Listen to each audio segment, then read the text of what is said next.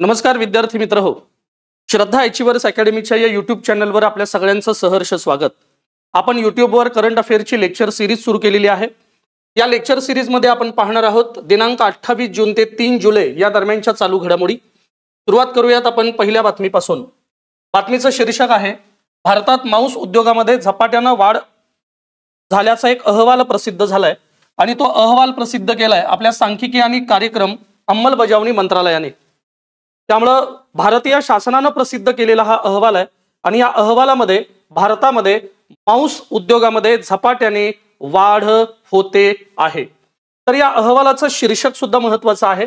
शीर्षक आहे value of output from agriculture and allied sectors, म्हणजे शेती व संलग्न क्षेत्रातील उत्पादन मूल्य असं या अहवालाचं शीर्षक आहे. ठीक आहे. अहवाल कोणी प्रसिद्ध केलाय तर सांख्यिकी आणि कार्यक्रम अंमलबजावणी मंत्रालयाने हा अहवाल प्रसिद्ध केलाय. शीर्षक काय आहे हे सुद्धा तुम्हाला लक्षात आलं. आता पुढे येऊयात. या अहवालामध्ये काय सांगितलं गेलंय. या अहवालाच्या निष्कर्षामध्ये पहिला निष्कर्ष असा आहे की मांस क्षेत्र जे आहे त्याचा वाढता वाटा शेती आणि संलग्न क्षेत्रामध्ये वाढतो आहे. इथं आपण पाहू शकतो की 2011-12 मध्ये जिथं मांस क्षेत्राचा वाटा 5% होता तो 2023-24 मध्ये वाढलेला आहे आणि 7.5% इतका झालाय. म्हणजे मांस क्षेत्राचा जो वाटा आहे तो वाटा 2.5% वाढलेला आपल्याला दिसतो. जो पूर्वी होता 5% आणि तो आता वाढून 7.5% झालेला आहे. आता या अहवालामध्ये आणखीन एक मुद्दा पुढे येतो, तो आहे पशुपालन क्षेत्राची प्रगती. कारण शेतीशी संलग्न असणारं उत्पादन क्षेत्र म्हणून आपण पशुपालनाकडे पाहतो.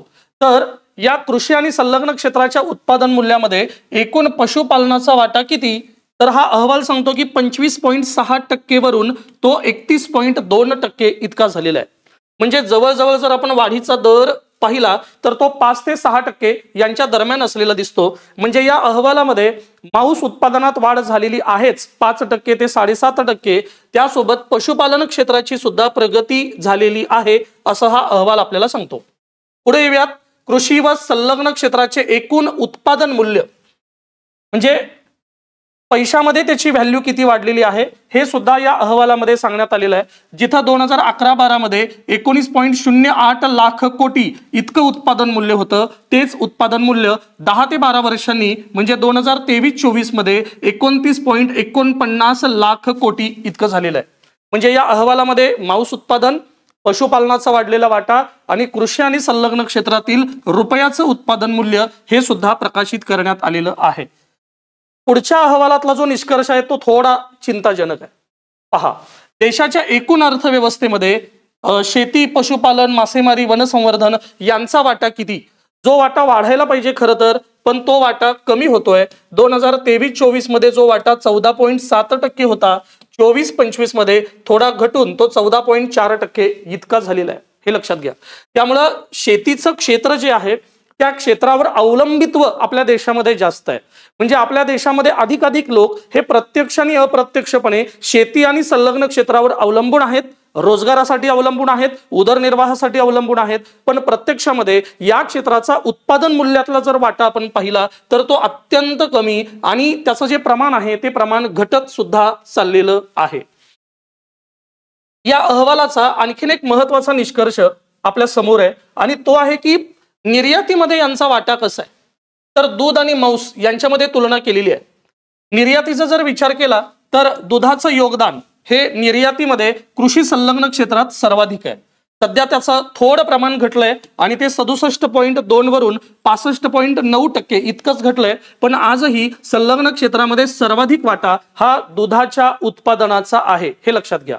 आता मांस याच्या निर्यातीचं योगदान काय तर 19.7% वरून हा वाटा गेलेला आहे 24.1%. म्हणजे आंतरराष्ट्रीय स्तरावर कृषी संलग्न क्षेत्रांचा विचार केला तर दुधाची मागणी आहे, सोबत मांस याची सुद्धा मागणी आहे. मांस निर्यातीचा थोडा विचार करू, कारण या अहवालाचं शीर्षक पण तेच आहे. 2023-24 मध्ये भारताची मांस निर्यात 3.83 अब्ज इतकी झाली होती. मागील वर्षाच्या तुलनेत ती 17% पेक्षा जास्त आहे. भारताच्या मांस निर्यातीपैकी 98% वाटा म्हशीच्या मांसाचा आहे असा हा अहवाल सांगतो. आणि उत्तर प्रदेश या एकट्या राज्यामध्ये सुमारे 60% म्हशीच्या मांसाचा म्हणजे मांसाची निर्यात ही त्या राज्यामध्ये होते, त्यामुळं या निर्यातीवर उत्तर प्रदेश या राज्याचं वर्चस्व आहे असा हा अहवाल सांगतो.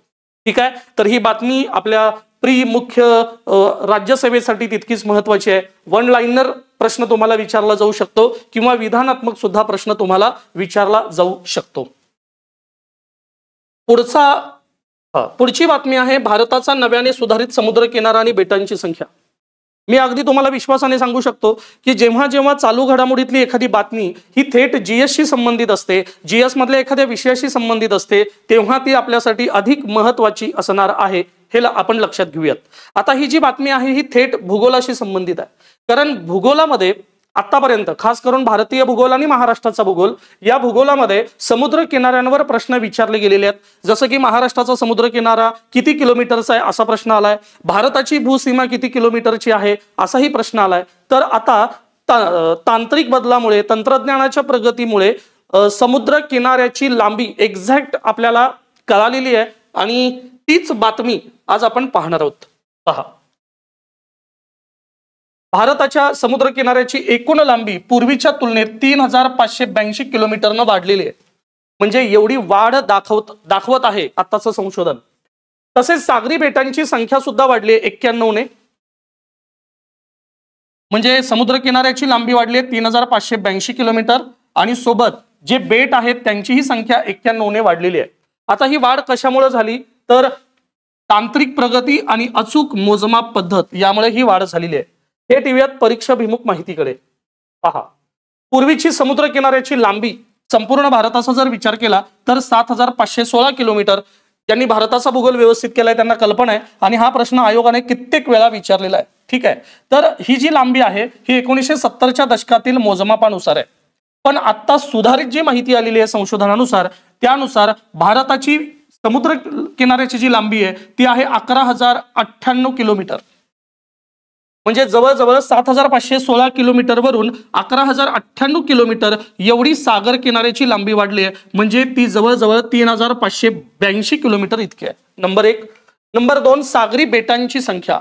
सागरी बेटांची जी संख्या आहे ती आहे 1389. ठीक आहे, आणि त्यांच्यामध्ये ही किती बेटांची वाढ झाली आहे 91 बेटं वाढली आहेत आणि वाढून 1389 इतकी अंतिम संख्या पुढे आली आहे. मग या अहवालातला पहिला महत्वाचा मुद्दा काय असेल की भारतीय समुद्र किनाऱ्याची लांबी किती किलोमीटर आहे तर ती आता सध्या आहे 11098 किलोमीटर आणि हा प्रश्न भारताच्या भूगोलासाठी सोबत चालू घडामोडीसाठी महत्वाचा असेल.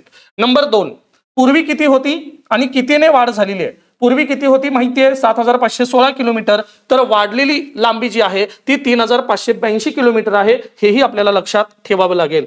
त्यानंतर पूर्वी सागरी बेटांची संख्या 1298 आणि ती वाढलेली आहे 1389, म्हणजे 91 बेटं वाढलेली आहेत. त्यामुळे हे सुद्धा परीक्षेला येऊ शकतं. तुम्ही थोडंसं गंभीरपणे या चार्टकडे पाहावं लागेल. आता पुढे येऊयात. सुधारित मोजमाप तंत्रज्ञान म्हणजे कोणता स्केल वापरलेला होता मोजमापासाठी की ज्यामुळे अचूक अंदाज मिळाला. तर पूर्वीचा जो नकाशा स्केल होता तो कमी अचूकतेचा होता. आत्ताचा जो स्केल आहे ज्या GIS आधारे आपण समुद्र किनाऱ्यांची लांबी, तर तो जो स्केल आहे तो 1.5 लाख ज्याची अचूकता उच्च स्वरूपाची मानली जाते आणि त्यामुळे आपल्याला एक्झॅक्ट लांबी जी आहे ती समुद्र किनाऱ्याची कळालेली आहे. आता थोडंसं आपण महाराष्ट्राच्या संदर्भात आणि देशामध्ये असणारे महत्वाचे समुद्राला लागून असलेले राज्य यांच्या संदर्भात लांबी बघूयात. पहा, आपल्या भारतामध्ये राज्य आणि केंद्रशासित प्रदेश या दोघांचाही विचार केला सध्या तर सर्वाधिक समुद्र किनाऱ्याची लांबी ही अंदमान निकोबार या ठिकाणी असलेली तुम्हाला दिसते. अंदमान निकोबार 3083.50 किलोमीटर. ओके, म्हणजे सर्वाधिक अंदमान आणि निकोबार. त्यानंतर पुढे येऊयात आपण. फक्त विचार करूयात राज्यांचा, केंद्रशासित प्रदेश सोडले. फक्त राज्यांचा जर विचार केला तर गुजरात या राज्यामध्ये समुद्र किनाऱ्याची लांबी तुम्हाला सर्वाधिक आढळते. त्यामुळे गुजरात राज्य सुद्धा परीक्षेसाठी महत्वाचं आहे. 2340.62. ओके, म्हणजे आपल्याला कळालं की भारतामध्ये सर्वाधिक कुठे आहे राज्य आणि केंद्रशासित प्रदेश एकत्रित केलं तर अंदमान आणि निकोबार मध्ये. फक्त राज्यांचा विचार केला तर कुठे आहे तर आहे गुजरात. आता येऊयात पश्चिम किनारपट्टी आणि पूर्व किनारपट्टी. पश्चिम किनारपट्टीचा विचार केला तर गुजरातच आघाडीवरती असेल, पण जर आपण पूर्व किनारपट्टीचा विचार केला तर तामिळनाडू पूर्व किनारपट्टीवरील सर्वाधिक समुद्र किनारा लाभलेलं राज्य आहे. ओके, तर हे परीक्षेसाठी महत्वाचे मुद्दे आहेत. आता येऊयात महाराष्ट्राच्या भूगोलाकडे. महाराष्ट्रामध्ये समुद्र किनाऱ्याची लांबी जी आधी होती 720 किलोमीटर, ती सुद्धा या लिस्टमध्ये किंवा नवीन संशोधनामध्ये बदललेली आहे. 720 किलोमीटर यामध्ये वाढ होऊन महाराष्ट्राच्या समुद्र किनाऱ्याची लांबी आता आहे 877 किलोमीटर. ठीक आहे, त्यामुळे महाराष्ट्राच्या भूगोलामध्ये सुद्धा हा प्रश्न येऊ शकतो, हे लक्षात घ्या. ओके, त्यामुळे भूगोलाशी संदर्भित असलेला हा चालू घडामोडीचा कंटेंट आता आपण बघितला. त्यानंतर येऊयात पुढच्या एका महत्वाच्या स्पोर्ट्स न्यूजकडे. Bharat World Police and Fire गेम्सचं आयोजन करतोय 2029 मध्ये. आयोजक आहे भारत. याचं आयोजन होणार आहे 2029. स्थळ आहे अहमदाबाद, गुजरात. त्यानंतर सहभाग, आता यामध्ये कोण कोण सहभाग घेणार आहेत? World Police and fire games, नावातच आहे पोलीस अँड फायर गेम्स, त्यामुळे दोन्ही विभागातले असतील. त्यामुळे पहिला विभाग आहे पोलीस विभाग, दुसरा विभाग आहे अग्निशमन दल आणि सोबत आहेत आपत्ती व्यवस्थापनातील कर्मचारी. तर जगामध्ये सर्व देशांमधील पोलीस विभाग, अग्निशमन दल विभाग, आपत्ती व्यवस्थापनातील विभागातील कर्मचारी या सगळ्यांसाठी अशा पद्धतीची ही स्पर्धा भारतामध्ये 2029 मध्ये आयोजित केली जाणार आहे. यामध्ये जवळजवळ 50 पेक्षाही जास्त क्रीडा प्रकार होणार आहेत. ही स्पर्धा दर 2 वर्षांनी होते, त्यामुळे ते सुद्धा आपण विचारात घेऊयात. ओके, तर ही स्पर्धा कशासाठी आयोजित केली जाते? तर इथं उद्दिष्ट सुद्धा दिलेत पहा. जे सेवेतले लोक आहेत, पोलीस, अग्निशामक दल, तर एकतर शारीरिक तंदुरुस्ती त्यांची राहिली पाहिजे, हा या स्पर्धेचा पहिला हेतू आहे. नंबर 2, ही स्पर्धा आंतरराष्ट्रीय स्तरावरची आहे, त्यामुळे आंतरराष्ट्रीय स्तरामध्ये या विभागातल्या कर्मचाऱ्यांचं एकमेकांसोबत बंधुत्वाचं नातं निर्माण व्हावं आणि सोबत वैचारिक देवाणघेवाण ज्याला आपण म्हणू, ती देवाणघेवाण व्हावी, हा या स्पर्धेचा मुख्य हेतू मानला जातो. ठीक आहे, तर तुम्हाला कळालं असेल या बातमीमध्ये की याचं आयोजन भारत करतो आहे. 2029 मध्ये याचं आयोजन होत आहे आणि गुजरातमधील अहमदाबाद या ठिकाणी अशा पद्धतीची स्पर्धा आयोजित केली जाणार आहे, जी स्पर्धा दर 2 वर्षांनी आयोजित होते. लक्षात येतं? आता आयोजन करणारी संस्था आहे, त्याचंही नाव विचारतील, world Police and fire games federation. Okay, प्रथम त्याचं आयोजन 1985 मध्ये सान होजे, कॅलिफोर्निया या ठिकाणी करण्यात आलं होतं आणि 2025 मध्ये बर्मिंगहॅम, अलाबामा, अमेरिका या ठिकाणी त्याचं आयोजन सध्या होत आहे. त्यामुळे आपली जी बातमी आहे ती 2029 ची आहे आणि 2029 मध्ये त्याचं आयोजन भारतात होणार आहे, हे लक्षात असू द्या. पुढे येऊयात आदि कर्मयोगी कार्यक्रम. आदि कर्मयोगी कार्यक्रम हा स्किल डेव्हलपमेंट प्रोग्राम आहे. ओके, त्यामुळं या बातमीला सुरुवात करण्याआधी हा एक शब्द आपल्या लक्षात असू दे की आदि कर्मयोगी कार्यक्रम हा स्किल डेव्हलपमेंट प्रोग्राम आहे. पहा उद्देश काय आहे, तर आदिवासी भागांमध्ये स्थानिक शासन आणि शासकीय योजना यांची अंमलबजावणी अधिक मजबूत करणे. आपल्या भारतामध्ये आदिवासी राज्य म्हणून आपण मध्य प्रदेश, ईशान्येकडची राज्य पाहू शकतो. महाराष्ट्रामध्ये सुद्धा आदिवासी बहुल भाग आहे. नंदुरबार हा 100% आदिवासींचा जिल्हा मानला जातो. गडचिरोली जिथं 70% फॉरेस्ट एरिया आहे तिथं सुद्धा आदिवासी आहेत. चंद्रपूरला आदिवासी आहेत. आपल्या सह्याद्री म्हणजे उत्तर सह्याद्रीच्या भागामध्ये सुद्धा आदिवासी आहेत. आपल्या कोकणामध्ये ठाणे, पालघर या ठिकाणी सुद्धा आदिवासी आहेत. म्हणजे भारतामध्ये आदिवासींना मुख्य प्रवाहात आणण्यासाठी वेगवेगळ्या योजना आहेत. अनुसूचित जमाती आयोग हा घटनात्मक आयोग स्वतंत्रपणे काम करतोय, पण त्या भागामध्ये काम करणारे जे कर्मचारी आहेत त्या कर्मचाऱ्यांची भूमिका या आदिवासी गावांच्या विकासासाठी महत्वाची आहे. तर अशा कर्मचाऱ्यांना ट्रेनिंग देता यावं यासाठी हा आदि कर्मयोगी कार्यक्रम पुढे आलेला आपल्याला दिसतो.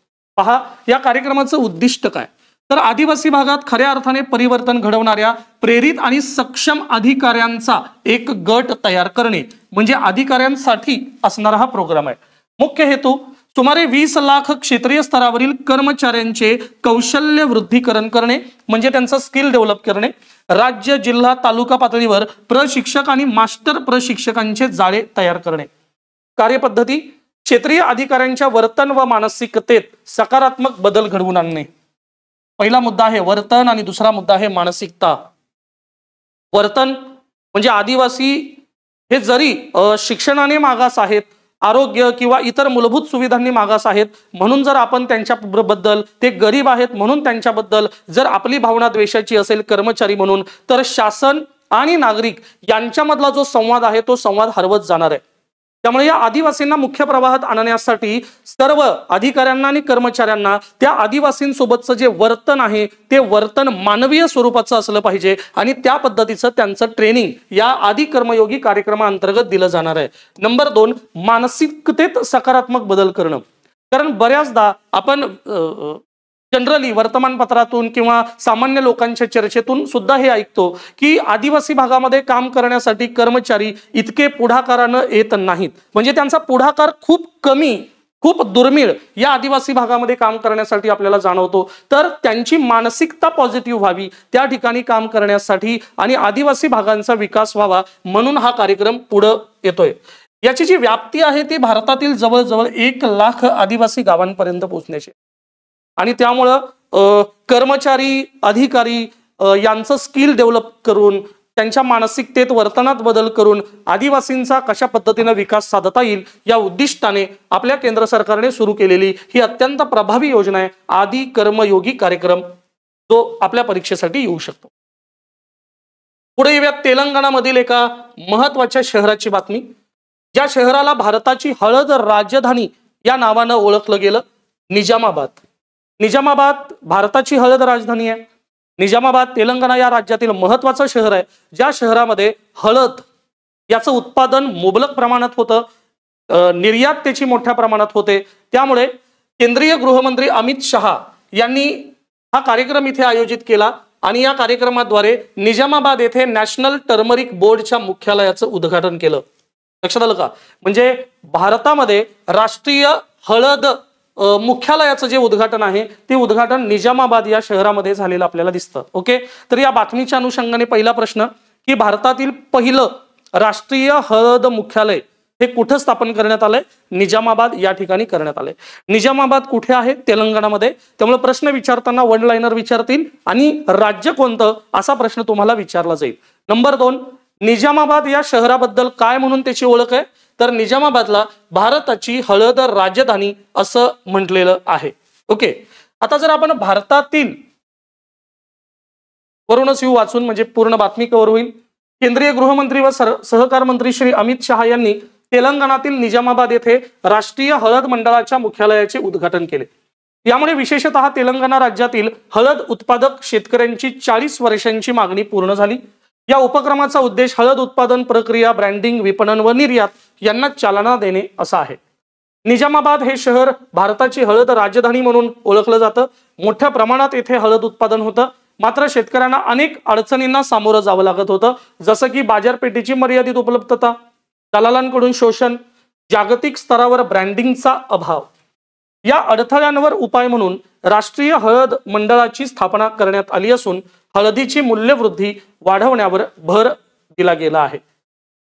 आता येऊयात भारतातील हळद उत्पादनाची काय स्थिती. तर भारत हा जगातील सर्वात मोठा हळद उत्पादक आणि निर्यातदार देश आहे. जगाला पिवळं करण्याचं काम केलं आपण, त्यामुळं जगात सर्वाधिक निर्यात हळदीचा करणारा देश कोणता आहे? तर तो भारत आहे. 2023-24 मध्ये 3 लाख हेक्टर क्षेत्रावर हळद लागवड केली गेली आहे, ज्याचं उत्पादन आहे 10.74 लाख टन. तेलंगणा हे प्रमुख राज्य आहे ज्या राज्यामध्ये हळदीचं उत्पादन घेतलं जातं आणि तेलंगणा मधील काही महत्त्वाची ठिकाणं निजामाबाद, जगतियल, निर्मल आणि कामारेड्डी यातलं महत्त्वाचं ठिकाण आहे ते आहे निजामाबाद. लक्षात आलं? या हळद मंडळाच्या स्थापनेमुळे शेतकऱ्यांना सुद्धा चांगला दर प्रति क्विंटल मिळणार आहे. प्रत्येक क्विंटलसाठी अलीकडे शेतकऱ्यांना दिला जाणारा दर हा 18,000 ते 19,000 इतका आहे प्रति क्विंटल. या सरकारचा उद्देश आहे की पुढील 3 वर्षामध्ये हाच दर 6,000 ते 7,000 रुपयांनी वाढवला जाणार आहे आणि त्यासाठी हे मुख्यालय एक महत्वाची भूमिका बजावणार आहे. ओके, निजामाबाद, तेलंगणा लक्षात ठेवा. पुढे येऊयात एका मोबाईल ऍपकडे. एखादा पोर्टल, एखादा मोबाईल ऍप हा नेहमीच परीक्षेसाठी महत्वाचा प्रश्न असतो. तर सांख्यिकी व अंमलबजावणी कार्यक्रम मंत्रालय, या मंत्रालयाच्या अखत्यारीत राष्ट्रीय नमुना सर्वेक्षण कार्यालय आहे. पहिलं कार्यालय आहे सांख्यिकी कार्यालय सांख्यिकी कार्यालय हे राष्ट्रीय नमुना सर्वेक्षण कार्यालयाच्या मदतीने भारतात वेगवेगळ्या गोष्टींचा सर्वे करत असतं आणि तो केलेला सगळा सर्वे हा सामान्य नागरिकांना उपलब्ध व्हावा मोबाईलवरती, यासाठी GOISTATS याला आपण गो इस्टॅट्स असंही म्हणू शकतो. तर या पद्धतीचा मोबाईल ॲप हा विकसित करण्यात आलेला आहे. त्यामुळे मोबाईल ॲपचं नाव लक्षात ठेवा. कुणी हा मोबाईल ॲप लॉन्च केलेला आहे ते मंत्रालय सुद्धा लक्षात ठेवा, सांख्यिकी व कार्यक्रम अंमलबजावणी मंत्रालय. आता जेव्हा असे ॲप मोबाईलवरती येतात त्याचा उद्देश जनरली काय असतो, तर ते मंत्रालय किंवा तो विभाग, त्या विभागाचं जे कामकाज आहे ते मोबाईलवरती आपल्या देशातील नागरिकांना सहजपणे उपलब्ध व्हावं. सांख्यिकी मंत्रालय आहे, सांख्यिकी मंत्रालय काय करत असतं, वेगवेगळा ड्राफ्ट एकत्र करत असतं आणि तो सर्वेच्या माध्यमातून एक अहवालाद्वारे प्रकाशित करत असतं. तर तो अहवाल, तो सर्वे सहजपणे नागरिकांना उपलब्ध व्हावा, या सर्वेतील पारदर्शकता समोर यावी, अधिकाधिक प्रत्येक मंत्रालय लोकाभिमुख व्हावं, यासाठी अशा पद्धतीचे ॲप हे प्रत्येक मंत्रालय लॉन्च करत असतं. तर हा जो ॲप आहे हा सांख्यिकी मंत्रालयाचा आहे आणि मोबाईल ॲपचं सुद्धा नाव आपण लक्षात ठेवूयात. ॲपवर जनरली वन लाइनर प्रश्न येतात, तुम्ही प्रिव्हियस इयर क्वेश्चन पेपर पाहू शकता. पुढची बातमी थेट उत्तर प्रदेश गोरखपूर येथून. उत्तर प्रदेशमध्ये आपल्या देशाच्या सन्माननीय राष्ट्रपती श्रीमती द्रौपदी मुर्मू यांच्या हस्ते आणि उत्तर प्रदेशच्या राज्यपाल आनंदीबेन पटेल आणि उत्तर प्रदेशचे मुख्यमंत्री योगी आदित्यनाथ यांच्या प्रमुख उपस्थितीमध्ये एक महत्त्वाचं विद्यापीठ निर्माण केलं गेलंय. जे विद्यापीठ आहे आयुष विद्यापीठ, जे निर्माण केले उत्तर प्रदेश राज्यामध्ये, ठिकाण आहे गोरखपूर आणि या आयुष विद्यापीठाला दिलेलं नाव आहे महायोगी गुरु गोरक्षकनाथ. त्यामुळे हे आयुष विद्यापीठ आहे, हे आयुर्वेदिक विद्यापीठ आहे, ज्या विद्यापीठामुळे येणाऱ्या काळात भारतीय आयुर्वेदावर संशोधन होणार आहे आणि एक महत्त्वाची आयुर्वेदातील महत्त्वाची एक गोष्ट घडली की ज्यामुळं आयुर्वेदासारख्या आपल्या देशातील प्राचीन वाङ्मयामध्ये लपलेलं विज्ञान, प्राचीन वाङ्मयामध्ये लपलेलं वैद्यकीय ज्ञान हे आता पुढे येणार आहे. म्हणजे ज्या आयुर्वेदाला संपूर्ण जग ज्या आयुर्वेदाच्या मागे आहे, भारत मात्र त्या आयुर्वेदाकडे, त्यातील ज्ञानाकडे वारंवार दुर्लक्ष करत होता. एक चांगला प्लॅटफॉर्म म्हणून आपण या विद्यापीठाकडे पाहू शकतो, ज्याची सुरुवात उत्तर प्रदेश या ठिकाणी झाली आहे. उद्घाटन त्याचं झालंय 1 जुलै 2025. स्थळ आपण चर्चा केली गोरखपूर उत्तर प्रदेश, ज्याचं उद्घाटन केलंय राष्ट्रपती द्रौपदी मुर्मू यांनी. यावेळेला उपस्थित होते राज्यपाल आनंदीबेन पटेल, मुख्यमंत्री योगी आदित्यनाथ हे सुद्धा उपस्थित होते. आता या विद्यापीठाचं वैशिष्ट्य काय की हे भारतातील पहिले आयुष विद्यापीठ आहे. त्यामुळे हा मुद्दा परीक्षेसाठी मोस्ट IMP असेल. महायोगी गुरु गोरक्षनाथ यांच्या नावावर आधारित हे विद्यापीठ आहे. हे नाव दिलं गेलंय, मगाशी मी बोललो आयुर्वेद, युनानी आणि होमिओपॅथी यावर विशेष भर दिला जाणार आहे. यातलं सगळ्यात महत्त्वाचं आहे अर्थात आयुर्वेद. मुख्य कार्य आयुष पद्धतीमध्ये शिक्षण व उपचार सेवा, औषधी वनस्पतींची लागवड, तिचा प्रचार प्रसार आणि परंपरागत वैद्यकशास्त्रात रोजगाराच्या नव्या संधी निर्माण करणे. ठीक आहे, येणाऱ्या काळामध्ये आयुर्वेद आणि आयुर्वेदिक क्षेत्र हे नक्कीच रोजगाराच्या संधी उपलब्ध करणार आहे. त्यामुळे हे विद्यापीठ जे भारतातील पहिलं विद्यापीठ स्थापन झालंय ते येणाऱ्या काळात आयुर्वेदिक क्षेत्रासाठी एक महत्त्वाचा मंच आणि व्यासपीठ ठरेल अशी चर्चा सध्या चालू आहे. पुढे येऊयात. क्वाड देशांची ॲट सी ऑब्झर्व्हर मिशन. आता क्वाड देश म्हणजे कुठले कुठले तुम्ही हा नकाशा पाहू शकता. या नकाशामध्ये दिलेले 4 महत्त्वाचे देश म्हणजे क्वाड देश. यामध्ये पहिला आहे USA अर्थात अमेरिका, त्यानंतर आपला भारत, इकडे आहे जपान आणि इकडे आहे ऑस्ट्रेलिया. त्यामुळे या क्वाड देशांनी मिळून एकत्रित एक मिशन सध्या राबवलेलं आहे. त्या मिशनला ॲट सी ऑब्झर्व्हर मिशन असं म्हटलं गेलं. आता या क्वाड देशातील कुठले विभाग एकत्र आलेत तर या क्वाड देशांचे तटरक्षक दल, कोस्ट गार्ड, 4 देशातील तटरक्षक दलांनी एकत्रित येऊन Quad at sea ship observer mission ही मोहीम चालू केलेली आहे. ठीक आहे, आता या मोहिमेला एक पार्श्वभूमी आहे. याच्या आधी एक महत्त्वाची घोषणा करण्यात आली होती. या विलिंग्टन घोषणेअंतर्गत अशा पद्धतीनं Quad at sea ship observer mission सुरू झालेलं आहे. या बातमीचा मुख्य उद्देश समजून घ्या की इंडो पॅसिफिक क्षेत्रातील समुद्री सुरक्षेला बळकटी देणे आणि सहकार्य वाढवणे. या नकाशामध्ये आपण पाहू शकतो की अमेरिकेच्या पश्चिमेकडून अमेरिकेच्या पूर्वेकडे म्हणजे पृथ्वी गोल आहे, त्यामुळं इंडो पॅसिफिक क्षेत्रातील संपूर्ण समुद्र सुरक्षेला बळकटी देणे यासाठी हे 4 देश एकत्र आलेत. या 4 देशातील तटरक्षक दल एकत्र आलेत आणि त्यांनी एक महत्वाचं मिशन चालू केलेलं आहे. त्यामुळं या क्वाड देशांवर प्रश्न येऊ शकतो, या मिशनवर प्रश्न येऊ शकतो. या क्वाड देशामध्ये कुठले कुठले देश आहेत हे सुद्धा विचारलं जाऊ शकतं. या मिशनचं नाव काय विचारलं जाऊ शकतं. सोबत देशातील कोणता विभाग हे मिशन राबवतो आहे. इथं नौदल दिलेलं नाही, इथं तटरक्षक दल दिलेलं आहे, हे सुद्धा आपल्याला पाहावं लागेल. ओके, आता येऊयात क्वाड म्हणजे काय. मगाशीच मी उल्लेख केला, क्वाड अंतर्गत येणारे देश कुठले कुठले आहेत. तर भारत, जपान, अमेरिका आणि ऑस्ट्रेलिया यांचा हा एक मंच आहे. याचा उद्देश आहे स्वतंत्र, मुक्त, समावेशक आणि नियमावर आधारित इंडो पॅसिफिक क्षेत्र सुनिश्चित करणे. एकतर्फी धोरणे, समुद्र दबाव आणि प्रादेशिक अस्थिरता यांसारख्या आव्हानांना सामोरं जाणे हा सुद्धा या संघटनेचा मुख्य उद्देश आहे. यामध्ये काय काय सहकार्य एकमेक देश करणार आहेत पहा. समुद्री सुरक्षाबाबत सहकार्य सर्व देश करणार आहेत. सायबर सुरक्षेची सुद्धा या अंतर्गत निकष आहे. महत्वपूर्ण तंत्रज्ञानाबाबत सहकार्य केलं जाणार आहे. त्यानंतर एकमेकांना आयात निर्यातीच्या बाबतीत जो काही पुरवठा केला जाणार त्यात स्थिरता यावी यासाठी प्रयत्न केला जाणार आहे. हवामान बदलासंदर्भात हे सगळेच देश पॉझिटिव्ह आहेत आणि येणाऱ्या काळात शाश्वत विकास केला जावा, पर्यावरण संतुलन राहावं यासाठी हवामान बदल या संदर्भात एकमेकांना सहकार्य केलं जाणार आहे. आणि क्षमता वाढीचे जे उपक्रम आहेत ते उपक्रम सुद्धा या अंतर्गत चालवले जाणार आहेत. त्यामुळं ही बातमी जी आहे ही बातमी महत्वाची आहे. पुढे येऊयात या मिशन संदर्भातल्या बातमीकडे. Quad at sea observer mission ही क्वाड देशांची पहिलीच एकत्र जहाजावर काम करणारी मिशन आहे. या 4ही देशांच्या तटरक्षक दलांचे अधिकारी संयुक्त प्रशिक्षण व संचालन यासाठी एकत्र आलेत. यामधून खालील गोष्टींची चालना मिळणार आहे. अर्थात भारताला काय फायदा येणार, एक संयुक्त तयारी करण्याची संधी भारताला मिळणार आहे, कारण ऑस्ट्रेलिया आहे, जपान आहे, अमेरिका आहे सोबत.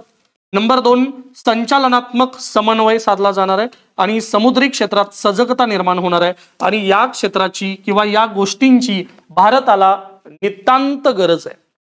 कारण आशिया खंडामध्ये परवा झालेल्या पाकिस्तान युद्धानंतर चीन आणि रशिया यांची भूमिका ही भारताप्रती तेवढी पहिल्यासारखी सहकार्याची राहिलेली नाही. अशा काळात समुद्री सजगता निर्माण होण्यासाठी क्वाड अंतर्गत केलं जाणारं हे ऑब्झर्वेशन आणि त्या अंतर्गत असणारं हे मिशन खूप महत्वाचं मानलं जातं. पुढे येऊयात भारताद्वारे पहिला आसियान इंडिया क्रूज संवाद.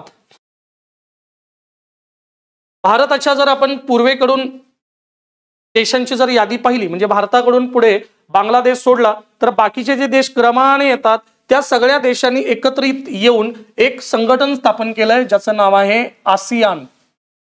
तर भारताने पुढाकार घेऊन या आसियान संघटनेतल्या सर्व देशांसोबत एक संवाद कार्यक्रम आयोजित केलाय, ज्या कार्यक्रमाला क्रूज संवाद कार्यक्रम असं म्हणतात. ठीक आहे, तर हा कार्यक्रम चेन्नई या ठिकाणी होणार आहे. चेन्नई महत्वाचा आहे.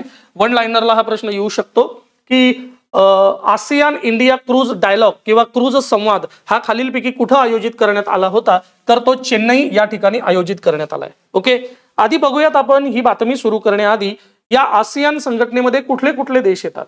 ओके, यामध्ये ब्रुनेई आहे, कंबोडिया आहे, इंडोनेशिया आहे, लाओस आहे, मलेशिया आहे, म्यानमार आहे, फिलिपाईन्स आहे, सिंगापूर आहे, थायलंड आहे आणि व्हिएतनाम आहे. तुम्ही अगदी जगाचा नकाशा पाहिलात तर भारताच्या पूर्वेकडून हळूहळू आग्नेयेकडे जाणारे हे सगळे देश, तर या देशांचं एकत्रित संघटन आहे, त्याला आसियान असं म्हणतात. भारताने खास करून पुढाकार घेतला या संवादासाठी. मगाशी मी ज्याचा उल्लेख केला की आशियामध्ये भारताला एकटं पाडण्यासाठीच एक आंतरराष्ट्रीय राजकारण सुरू आहे असं काही राजकीय विचारवंत आपलं मत मांडतात. त्या अंतर्गत हे जे भारताच्या पूर्वेकडून आग्नेयेकडे जाणारे हे जे देश आणि त्यांचं संघटन आहे आसियान, यांच्यासोबत आपला समुद्री संवाद चांगला असावा यासाठी म्हणून हा क्रूज संवाद आयोजित केला गेला आहे. पहा मुख्य उद्देश, भारत आसियान देशांमधील क्रूज पोर्ट्स मधील संपर्क वाढवणे, शाश्वत पर्यटन, सांस्कृतिक देवाणघेवाण आणि लोकांमधील संपर्क वाढवणे, क्रूज पायाभूत सुविधा आणि एकात्मिक समुद्री नेटवर्कमध्ये गुंतवणुकीचे नवीन पर्याय शोधणे. तर याचं आयोजन केलंय चेन्नई या ठिकाणी. ज्या क्रूजवर याचं आयोजन केलेलं आहे त्याचं नाव आहे MV एम्प्रेस या क्रूजवर. लक्षात आलं. त्यामुळे ही बातमी खूप महत्वाची आहे. भारताच्या आंतरराष्ट्रीय किंवा परराष्ट्र धोरणाशी संबंधित खूप महत्वाची आहे. तर आसियान देशांसोबत आपला संवाद राहावा यासाठी क्रूज डायलॉग याचं आयोजन भारतानं केलंय. ठिकाण आहे चेन्नई. लक्षात घ्या. त्यानंतर येऊयात पुढच्या बातमीकडे. राष्ट्रीय क्रीडा धोरण 2025. गेल्या व्हिडिओमध्ये आपण राष्ट्रीय वृद्ध धोरण पाहिलं होतं. त्या पद्धतीचं एक राष्ट्रीय धोरण सध्या जाहीर झालंय, अर्थात राष्ट्रीय क्रीडा धोरण. येणाऱ्या काळामध्ये काही सरळ सेवा परीक्षा होणार आहेत. येणाऱ्या काळात आपल्या कंबाईनच्या प्रिलिम्स आहेत, MPSC प्रिलिम्स आहे, भविष्यामध्ये मेन्स होतील. तर कुठल्या ना कुठल्या परीक्षेला ही बातमी विचारलीच जाणार आहे. कारण राष्ट्रीय क्रीडा धोरण कित्येक वर्षांनी जाहीर केलं गेलंय.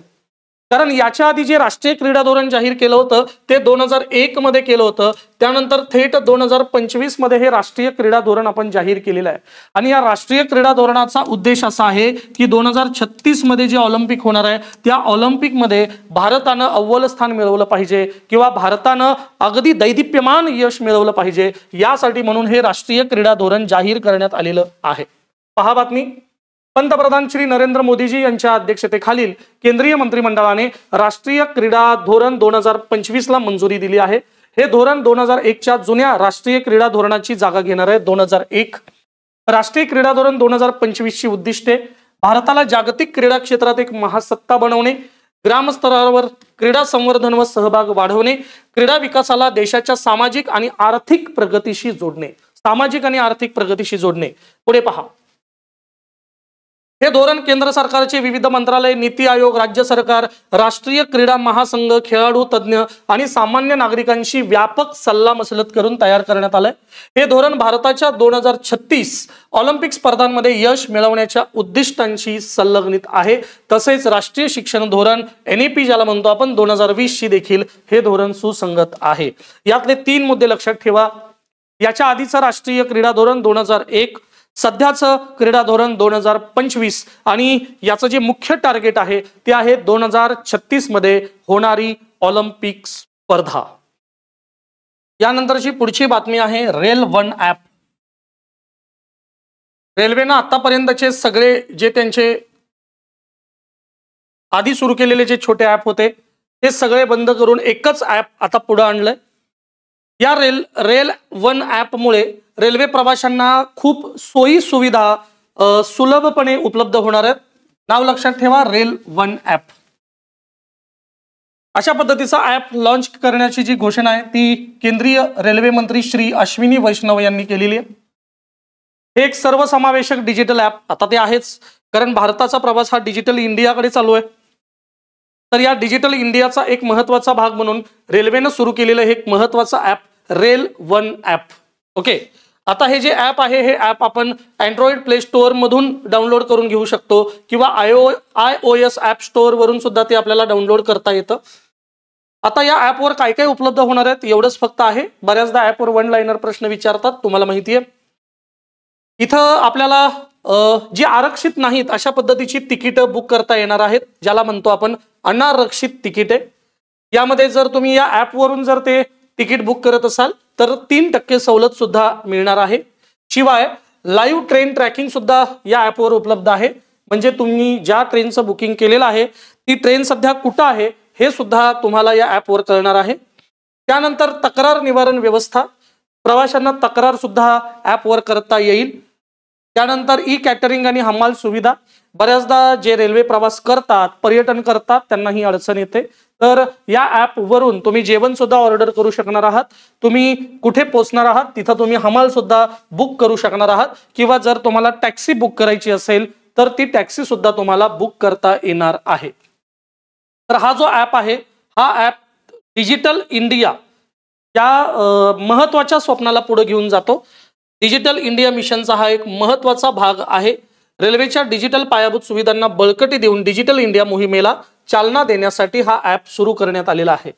यामधला महत्वाचा मुद्दा केंद्रीय रेल्वे मंत्र्यांचं नाव लक्षात ठेवा, अश्विनी वैष्णव. त्यांनी सुरू केलेल्या ॲपचं नाव रेल वन ॲप. त्यामुळे आतापर्यंत असलेली सगळी जी माहिती आहे ती सगळी माहिती या ॲपवर उपलब्ध होणार आहे. वन लाइनरसाठीच हा प्रश्न विचारला जातो. बाकी तुम्हाला माहिती आहे ते प्ले स्टोअर वगैरेने कसं आपल्याला अपलोड करता येतं, डाउनलोड करता येतं. महत्वाची वैशिष्ट्य सुद्धा आपण या ॲपची बघितलेली आहेत. आता पुढे येऊयात. औपचारिक रोजगार निर्मितीसाठी कॅबिनेटने रोजगार संलग्न प्रोत्साहन योजना मंजूर केलेली आहे. ही एक महत्वाची न्यूज आहे जी येणाऱ्या काही दिवसांमध्ये जरा डिटेलपणे पुढे येईल. कारण रोजगार निर्मितीसाठी कॅबिनेटने एक योजना मंजूर केलेली आहे ज्याचं नाव आहे रोजगार संलग्न प्रोत्साहन कार्यक्रम. ठीक आहे. आता यासाठी सरकारने काही कोटी रुपये जाहीर केलेत. 99,446 कोटी रुपये हा खर्च आहे. तर ही योजना कशासाठी आहे? तर ही योजना रोजगारात वाढ करण्यासाठी आहे. केंद्र सरकारची आणि विद्यमान भारत सरकारची एक महत्वाची योजना, महत्वाकांक्षी योजना म्हणून या योजनेकडे पाहिलं जातं. केंद्रीय अर्थसंकल्पामध्ये 99,446 कोटी रुपये इतकं या योजनेला खर्च प्रस्तावित सांगितलाय. पुढील 2 वर्षामध्ये 3.5 कोटी इतक्या औपचारिक नोकऱ्या निर्माण करण्याचं लक्ष या योजनेअंतर्गत आहे. ओके. या योजनेचे डिटेल्स तुम्ही आमच्या टेलिग्राम चॅनलवरच्या PDF मध्ये डिटेल वाचू शकता. पण परीक्षेसाठी इतकं महत्वाचं आहे. पुढे याबद्दल आणखीन ज्या वेळेला डिटेल्स येतील त्यावेळेला पुन्हा ही बातमी आपण व्यवस्थित कव्हर करूयात. पुढे येऊयात. INS उदयगिरी, दुसरे स्वदेशी स्टेल्थ फ्रिगेट जहाज जे सध्या नौदलामध्ये सामील झालेलं आहे. तर या युद्धनौकेबद्दल आपण माहिती घेऊयात. युद्धनौकेचं नाव आहे INS उदयगिरी. मोस्ट IMP मुद्दा आहे. कारण INS उदयगिरी हे प्रोजेक्ट 17A अंतर्गत बांधण्यात आलेलं आहे. आधी जे प्रोजेक्ट होता ते होतं प्रोजेक्ट 17. आता 17A या अंतर्गत INS उदयगिरी हे निर्माण करण्यात आलेलं आहे. आणि हे दुसरे स्टेल्थ फ्रिगेट, गेल्याही व्हिडिओमध्ये मी तुम्हाला बोललो होतो, स्टेल्थ युद्धनौका ज्या आहेत त्या युद्धनौका त्वरित हालचाल करणाऱ्या किंवा शत्रूकडून येणारा जो हल्ला आहे तो हल्ला चुकवणाऱ्या अशा पद्धतीच्या आहेत. त्यामुळे अशा पद्धतीची ही युद्धनौका आपल्या भारतीय नौदलात सामील झालेली आहे. ठीक आहे. आता ही जी युद्धनौका आहे ही युद्धनौका अत्यंत अल्प काळात म्हणजे 37 महिन्यामध्ये भारतीय नौदलामध्ये सामील झालेली आहे. भारताच्या स्वदेशी मॉडेल अंतर्गत हे निर्माण करण्यात आले. इथं चार्ट आहे, तो चार्ट आपण पाहू शकता. मग तुम्हाला या बातमीचा मूळ अर्थ कळेल. प्रोजेक्ट 17A अंतर्गत उदयगिरी श्रेणी या अंतर्गत हे जहाज बनवलेलं आहे किंवा युद्धनौका बनवलेली आहे. याच्या आधी प्रोजेक्ट 17 या अंतर्गत युद्धनौका बनवल्या जात होत्या ज्याला नाव होतं शिवालिक श्रेणी. आता प्रोजेक्ट 17A अंतर्गत बनवल्या जातात ज्याला नाव देण्यात आलंय उदयगिरी श्रेणी. ठीक आहे. आता पहा, स्टेल्थ यामध्ये सुद्धा कशा पद्धतीने सुधारणा झालेली आहे. ही स्टेल्थ या अंतर्गत पहिल्या पिढीतील प्रोजेक्ट 17 अंतर्गत बनवलेली स्टेल्थ आहे. आता 17A अंतर्गत जे उदयगिरी श्रेणी अंतर्गत युद्धनौका बनवलेली आहे त्यासाठी स्टेल्थ अधिक सुधारित वापरलंय. त्याची रचना आणि साहित्य हे सुद्धा अधिक सुधारलेलं आहे. त्यानंतर शस्त्रसज्जता आधुनिक होती आधी, पण मर्यादित होती. पण नव्याने अद्ययावत क्षेपणास्त्र प्रणाली वापरलेली आहे उदयगिरी श्रेणीमध्ये. त्यानंतर जी डिझाईन आहे 17A डिझाईन हे परदेशी सल्लागारांची मदत घेऊन आणि 17A डिझाईन संपूर्णतः देशात तयार केलेलं हे डिझाईन आहे. त्यामुळं याला आपण स्वदेशी मॉडेल म्हणू शकतो. त्यामुळे 17A अंतर्गत जी INS उदयगिरी तयार झालेली आहे ती 100% भारतीय युद्ध नौका आहे, हे लक्षात घ्या. निर्माणाचा वेळ आधी तुलनेने अधिक वेळ लागत होता, पण आता 37 महिन्यामध्ये आपण ते बनवलेलं आहे. म्हणजे स्वदेशी बनवलेलं आहे आणि सोबत खूप कमी वेळामध्ये ते बनवलेलं आहे. या चार्ट मधलीच माहिती इथं दिलेली आहे. त्यामुळे लक्षात ठेवा INS उदयगिरी हे भारताचे दुसरे स्वदेशी स्टेल्थ फ्रिगेट युद्धनौका म्हणजे जहाज जे सध्या नौदलात सामील झालेलं आहे. पुढे आहे सेबी. कार्यकारी संचालक म्हणून सेबी संस्थेमध्ये सुनील जयवंत कदम यांची नियुक्ती केलेली आहे.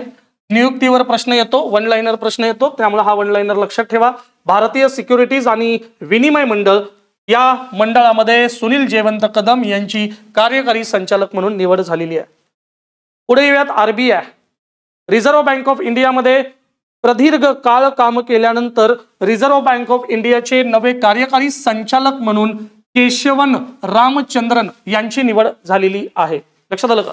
ते रिझर्व्ह बँक ऑफ इंडियामध्ये जवळजवळ 30 पेक्षाही अधिक वर्ष कार्यरत होते। त्यांचा रिझर्व्ह बँक ऑफ इंडियातला तेवढा अनुभव होता, त्यामुळे त्यांची निवड सध्या कार्यकारी संचालक म्हणून केली आहे। पहा, केशवन रामचंद्रन यांची भारतीय रिझर्व्ह बँकच्या कार्यकारी संचालकपदी नियुक्ती झाली।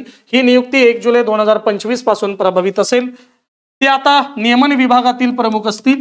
त्यापूर्वी त्यांनी आरबीआयच्या धोका देखरेख विभागात प्रधान मुख्य व्यवस्थापक म्हणून काम केलंय। आरबीआय मध्ये त्यांचा जो अनुभव आहे तो 30 वर्षांपेक्षा अधिक आहे, त्यामुळे त्यांच्या अनुभवाचा जो फायदा आहे तो फायदा इथं आरबीआयला होणार आहे। सोबत त्यांनी कॅनरा बँकेच्या संचालक मंडळावर 5 वर्ष काम केलंय। Institute of chartered accountants of India यांच्या संचालक मंडळाची ती मेंबर होते, तर त्यांच्या अनुभवाचा फायदा आरबीआयला होईल म्हणून केशवन रामचंद्रन यांची नियुक्ती सध्या आरबीआयचे नवे कार्यकारी संचालक म्हणून केलेली आहे।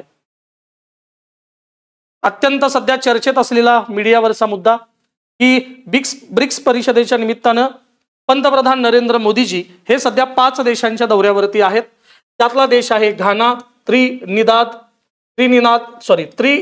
आणि टोबॅगो, अर्जेंटिना, नामिबिया आणि ब्राझील अशा 5 देशांच्या दौऱ्यावर सध्या आपले पंतप्रधान नरेंद्र मोदीजी आहेत। त्यामुळे हा दौरा परीक्षेला येऊ शकतो की सध्या मोदीजी कुठल्या दौऱ्यावरती आहेत। तर हे जे अधोरेखित केलेले देश आहेत घाना, त्रिनिदाद आणि टोबॅगो, अर्जेंटिना, नामिबिया आणि ब्राझील। ओके, तर ज्या कारणासाठी मोदीजी आंतरराष्ट्रीय दौऱ्यावरती बाहेर पडलेत ते कारण आहे ब्रिक्स परिषद। तर ब्रिक्स परिषद जी होणार आहे त्याची जी बैठक होणार आहे ती ब्राझील मधील रिओ दी जानेरो या ठिकाणी होणार आहे। या बैठकीमध्ये सन्माननीय पंतप्रधान हे सहभागी होणार आहेत आणि सोबत या 5 देशांचा सुद्धा ते दौरा करणार आहेत।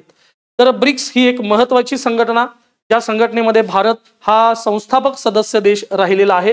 तर या परिषदेमध्ये आपले पंतप्रधान हे भारताच्या संबंधात काही महत्त्वाच्या मुद्द्यांवर चर्चा करणार आहेत। यामध्ये ऊर्जा सुरक्षेला चालना देणे हा एक महत्त्वाचा मुद्दा आहे। गेल्या वेळेला सुद्धा ही बातमी आपण ब्रिक्सच्या संदर्भात बघितली होती। ब्राझीलमध्ये होणारी ब्रिक्स परिषद, पंतप्रधान मोदी हे ब्रिक्स नेत्यांच्या परिषदेत सक्रिय सहभाग घेणार आहेत। भारत हा ब्रिक्सचा संस्थापक सदस्य असून उदयोन्मुख अर्थव्यवस्थांमधील सहकार्य वाढवण्यासाठी ब्रिक्स हे एक महत्त्वाचे व्यासपीठ आहे असं त्यांनी आपल्या भाषणामध्ये सांगितलंय। या परिषदेचा मुख्य उद्देश शांततापूर्ण, न्याय, लोकशाहीवादी आणि संतुलित बहुपोलात्मक जागतिक व्यवस्था निर्माण करणे। बहुपोलात्मकला आपण विकेंद्रित म्हणू शकतो। अलीकडे काय होतंय, रशियाने युक्रेनवर हल्ला केल्यामुळं आणि अमेरिकेने इराणवर केलेल्या हल्ल्यामुळं संपूर्ण जगामध्ये या 2 महासत्तांच्या विरोधात एक भीतीचं वातावरण आहे। अशा पार्श्वभूमीवर या ब्रिक्स परिषदेमध्ये अशाच पद्धतीची जर महासत्ता भविष्यात वाढत राहिली तर छोट्या छोट्या देशांना धोका निर्माण होऊ शकतो। ही सुद्धा एक धोक्याची किनार या परिषदेला असलेली आपल्याला दिसते। तर या चर्चा सत्रामध्ये खास करून मोदीजी असतील किंवा अनेक नेते जे ब्रिक्स परिषदेचे मूळ सदस्य आहेत, संवादासाठी काही देश आलेले आहेत, त्यांनी ऊर्जा सुरक्षेला चालना देणे या मुद्द्यावर अधिक जोर दिलेला आपल्याला दिसतो। यानंतर हवामान बदल, आरोग्य, गुंतवणूक हे तर मुद्दे आहेतच, पण यासोबत दक्षिण सहकार्य ही सुद्धा घोषणा या ब्रिक्स परिषदे अंतर्गत करण्यात आलेली आहे। लक्षात येतं, त्यामुळे ब्रिक्स परिषद महत्त्वाची, ब्रिक्सचा इतिहास महत्त्वाचा, जो दरवेळेला ब्रिक्सच्या प्रत्येक न्यूजच्या वेळेला आपण बोलतच राहतो। नंबर 3 ब्रिक्स परिषद ही ब्राझीलमध्ये झालेली आहे। त्यानंतर ब्रिक्स अंतर्गत नरेंद्र मोदीजींनी मांडलेले मुद्दे जे आहेत ते सुद्धा लक्षात ठेवा। यातला सगळ्यात महत्त्वाचा मुद्दा आहे ऊर्जा सुरक्षेला चालना देणे। आणि त्यानंतर या अनुषंगाने मोदीजींनी ज्या देशांच्या भेटी घेतलेल्या आहेत, ज्या दौऱ्यासाठी ते बाहेर पडलेत ते सुद्धा लक्षात ठेवा। एकूण 5 देशांच्या भेटी पंतप्रधानांनी घेतलेल्या आहेत। पुढे वन्य प्राणी आणि वनस्पतींच्या आंतरराष्ट्रीय व्यापारावरील कराराला 50 वर्ष पूर्ण, साइट्स याला 50 वर्ष पूर्ण झालेली आहेत। शीर्षकामध्येच क्लिअर होतं, वन्य प्राणी आणि वनस्पती यांच्या आंतरराष्ट्रीय व्यापारावरील कराराला 50 वर्ष पूर्ण झालेली आहेत। तर साइट्स ही संकल्पना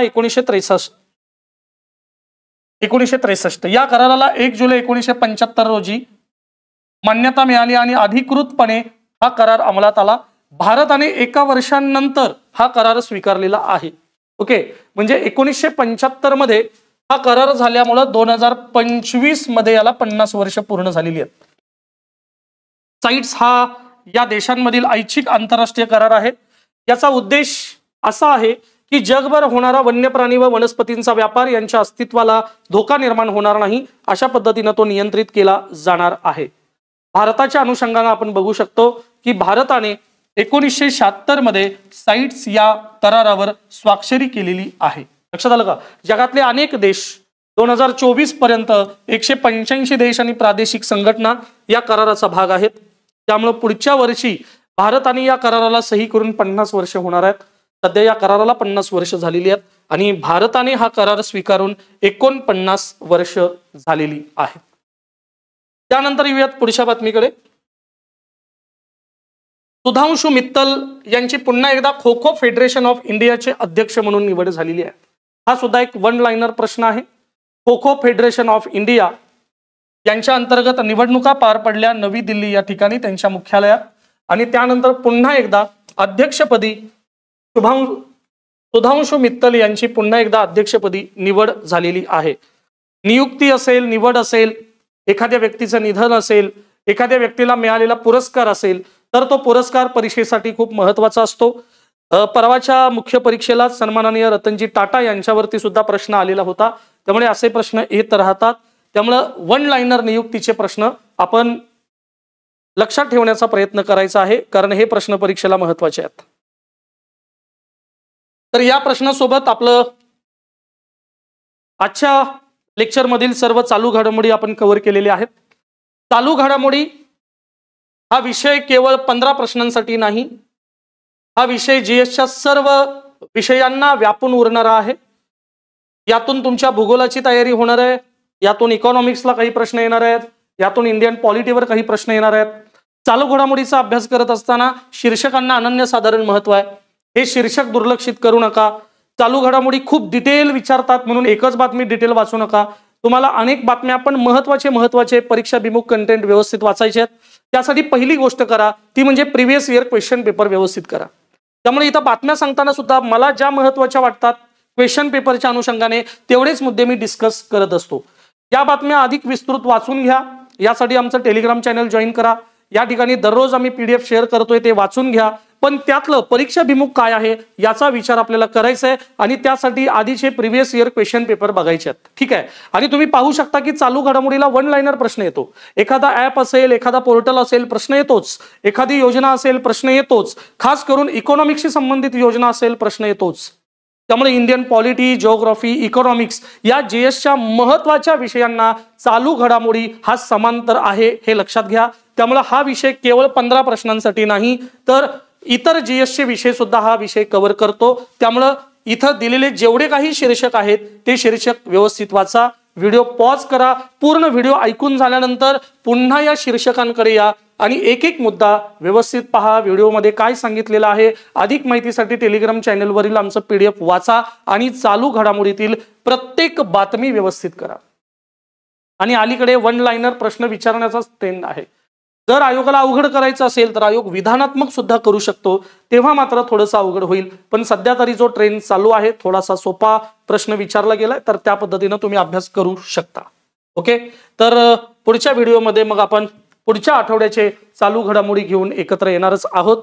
तुम्हाला जर या व्हिडिओचा फायदा होत असेल तर कमेंट करून आम्हाला कळवायला विसरू नका. धन्यवाद.